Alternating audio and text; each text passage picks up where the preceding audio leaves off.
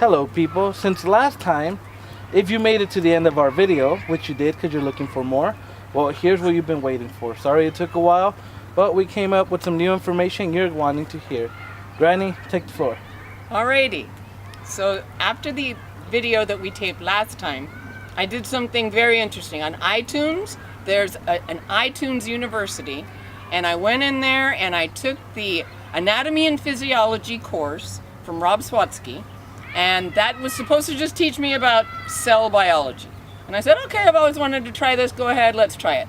Oh my gosh, by the 5th video, there's 70 videos, on the 5th one, I said, this is the gecko. So, remember, we're trying to get you to understand that there's this R complex in your brain that took over your body, and this is true for everyone, including me, and we all have to face the fact that by the time we were 5 years old, we were met with the challenge of this R complex taking over the body and running the show.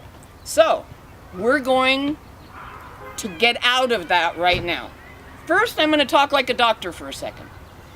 Okay, there's this thing called homeostasis, which means your body wants to be at this relative sameness. For instance, your temperature, it wants to be the same, all to 98.6. Your breathing is supposed to be a certain way, your heart rate. Well, if your body goes out of homeostasis, your brain gets alerted, and then it's told what to do. There's two kinds of ways to fix you if something goes wrong. The first is called a negative feedback loop. What a negative feedback loop does is it just sends in the army to do the opposite of what got done. For instance, let's say you get stressed out and your blood pressure goes up. Sends a message to your brain says, open up that little vein right there and your blood pressure will go back down.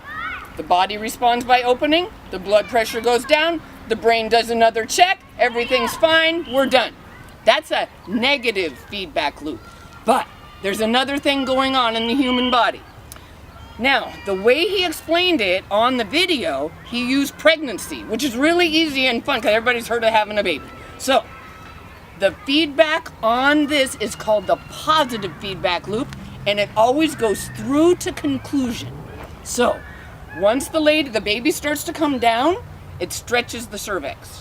When that happens, it sends a signal to the brain, and the brain says, wait, something's happening. I'm sending in some chemicals called oxytocin to make it easier to have this baby. So then the cervix stretches some more, sends more oxytocin. Cervix stretches some more, sends more oxytocin, and then you have a baby. Once that baby's done, boom, you're finished. That is the end of a positive feedback loop. What did I describe in my first video? What I described in the first video is this, that there was something going on that was making me want to eat that donut, right? So, what would happen was I would see it, I would want it, I'd say no, my brain would respond by giving me a shot of, you're gonna die if you don't eat that donut. I'd say no, another shot. I'd say no, another shot until I was eating the donut. As soon as you eat the donut, the positive feedback loop is finished and he shuts up, gives you a shot of serotonin in your head, and you're good to go until the next time you see a donut. But remember, what you gotta figure out is that it's not all about fat. Yeah, I was fat, and I learned to conquer fat, but there's other people out there that get stressed out, and they are not regaining fat. So what is their brain making them do that they don't wanna do all day? Well, all kinds of stuff. So, you've heard of shoppers and hoarders. Well, those are just people that their brain is telling you, if you do not buy those shoes, you're gonna die. Boom. And then you buy the shoes. That's not the same as regaining 100 pounds. So you might not think that your problem is as bad as my problem, because I used to weigh 400 pounds, and people would look down on me for that. Well, nobody should be looking down on anybody for anything, because geckos are in control of everything, and we want to get out of that feedback loop. So what we need to understand is the quirky behavior that this part of your brain makes you do is responsible for the things that you make excuses for in your life. The reason you make excuses for them is because you want to believe you're in control of your life.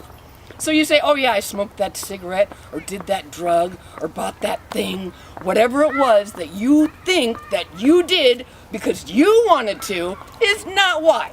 You did it because there's a thing in your brain making you do it, and he's got control of your peptide cabinet, and he can make you do anything he wants. And that's why I weighed 400 pounds, and that's why that lady lives in that little house with 2,000 things that she doesn't need, and she's still out there buying more.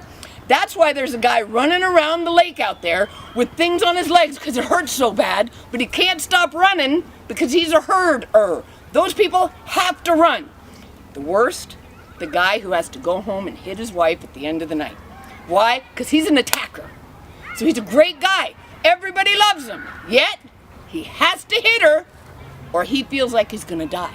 So he goes home and she has left the ashtray to the left instead of to the right so that he has a good reason to hit her because she knows that as soon as he hits her, he's okay again. Because that's when the positive feedback loop will stop and that's when they can continue to enjoy their dinner. I just want them to get to enjoy their dinner without him punching her out first. So, if we can get these geckos in control, we actually have a chance of taking back this whole planet. And that's why Granny Deepsea is in the house.